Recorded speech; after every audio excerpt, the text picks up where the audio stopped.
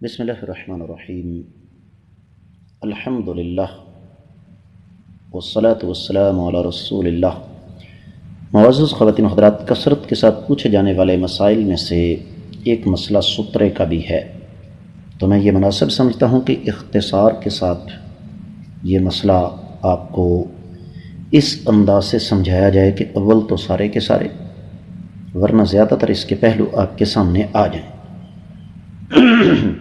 سب سے پہلی بات تو یہ کہ شیطان مختلف انداز سے آدمی کی نماز کو خراب کرنے کے لیے اس کے دل میں وسوسے ڈالتا ہے، تو اللہ کے رسول صلی اللہ علیہ وسلم نے ارشاد فرمایا، سنن ابی داؤد کتاب الصلاۃ باب الدنو من السترہ 695 میں حدیث ہے کہ جب تم میں سے کوئی سترہ کی طرف نماز پڑھے تو اس کے قریب کھڑا ہو، کہیں شیطان اس پر اس کی نماز کو توڑ نہ دے۔ اب سترہ کیا ہے؟ کسی چیز کا بھی ہو سکتا ہے، جیسے سامنے کرسی ہے، کوئی ستون ہے، کوئی دیوار ہے، کوئی برچھی ہے، کوئی لاٹھی ہے، کوئی چارپائی ہے۔ تو سترہ جو ہے نا بنیادی طور پر لمبا ہونا چاہیے، اور صحیح مسلم کے اندر کتاب الصلاۃ باب قدر ما یستر المصلی 510ویں حدیث ہے، نبی علیہ الصلوۃ والسلام نے فرمایا کہ جب تم میں سے کوئی نماز پڑھنے لگے تو اس کے سامنے پالان کی پچھلی لکڑی کے برابر کوئی چیز ہونی چاہیے۔ اور ایک اور حدیث جو کہ صحیح ابن خزیمہ میں ہے 775ویں، لا تصلی الا الی سترۃ، تم ہرگز نماز نہ پڑھو مگر صرف سترے کی طرف۔ تو اس کا مطلب یہ ہوا کہ سترہ اگر فرد نہیں ہے تو فرد کے قریب تر ضرور ہے۔ میں ایک دفعہ پھر عرض کر دوں کہ یہ فرد نہیں ہے لیکن فرد کے قریب تر ضرور ہے۔ اب اس کی اونچائی کتنی ہونی چاہیے؟ پلان کی جو پچھلی لکڑی ہے نا وہ تقریباً 1.5 سے 2 فٹ اونچی ہوا کرتی تھی، تو اس لیے یہ کم از کم 1.5 سے 2 فٹ اونچا ہونا چاہیے، اور یہ بنیادی طور پر شیطان سے بچاؤ ہے،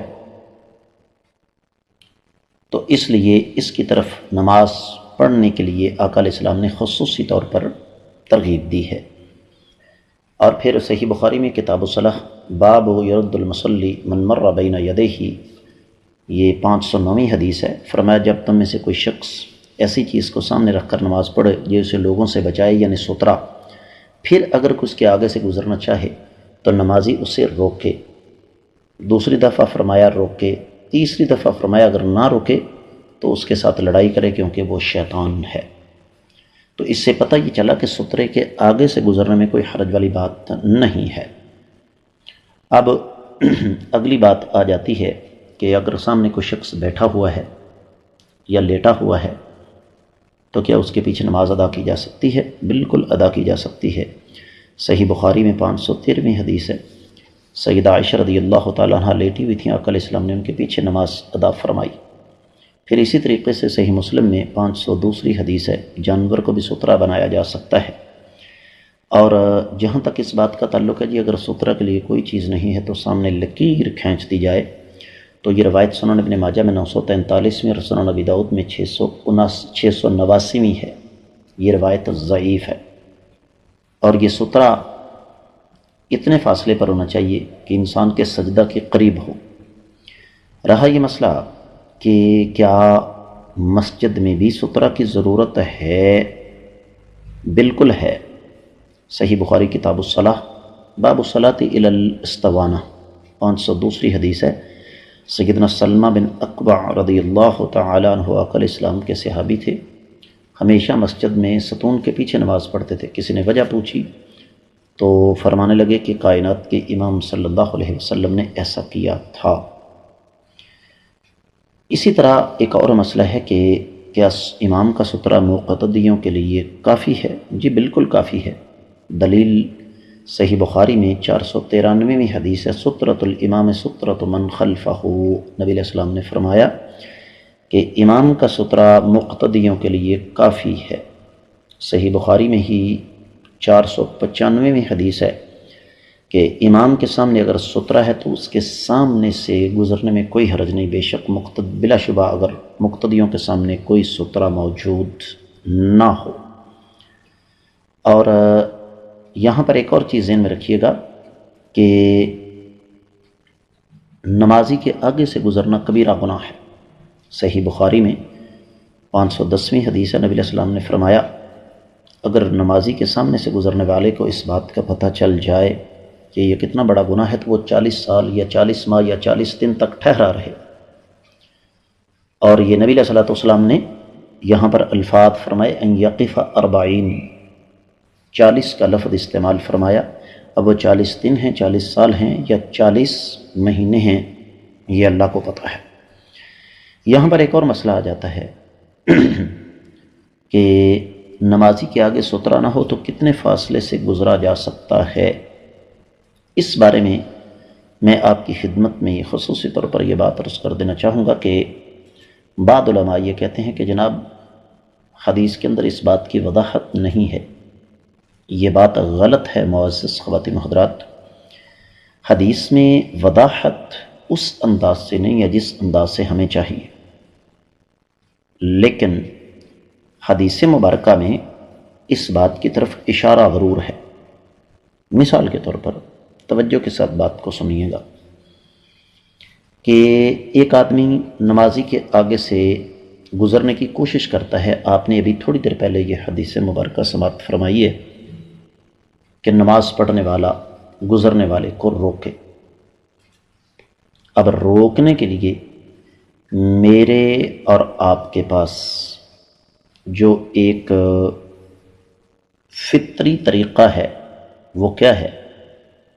نہ تو ہم سر آگے کر کے کسی کو روک سکتے ہیں اور نہ ہم اپنی ٹانگ آگے کر کے کسی کو روک سکتے ہیں۔ زیادہ سے زیادہ جو ایک فطری مناسب بہترین طریقہ ہے وہ یہی ہے کہ ہم اپنا بازو آگے کر کے نمازی کو روکیں۔ اب نبی کریم صلی اللہ علیہ وسلم نے یہ نہیں فرمایا کہ نماز پڑھنے والا آگے جا کے نمازی کو روکے۔ بڑی توجہ کے ساتھ بات سمجھنے والی ہے۔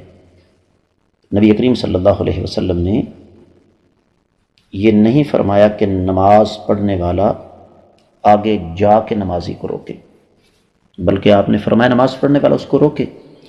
اور روکنے کا بہترین طریقہ یہی ہے کہ آپ اپنا بازو آگے کریں، اپنا ہاتھ لمبا کریں۔ اور اگر غور کیا جائے تو آپ کے ہاتھ کے نیچے جو جگہ بنتی ہے وہ سجدے والی بنتی ہے۔ اس کا مطلب یہ ہوا کہ سجدے والی جگہ چھوڑ کر آگے سے احتیاطاً کو 1 فٹ جگہ ہو تو آپ نمازی کے آگے سے گزر سکتے ہیں۔ ہمارے سعودی علماء اسی چیز کو بنیاد بنا کر اس بات کو درست قرار دیتے ہیں کہ سجدے والی جگہ سے آگے تھوڑا سا جگہ چھوڑ کر گزرا جا سکتا ہے۔ یہاں پر ایک اور مسئلہ آ جاتا ہے کہ حرمین شریفین یا کوئی ایسی جگہ جہاں ازدحام بہت زیادہ ہے وہاں پر کیا کیا جائے؟ بعض ایسی مساجد ہیں کہ جہاں نمازی حضرات ایسی جگہ پر نماز ادا کرتے ہیں، خاص طور پر ہمارے پاکستانی فردوں کے فوراً بعد ایسی جگہ سنتیں شروع کر دیتے ہیں جہاں راستہ رک چکا ہوتا ہے۔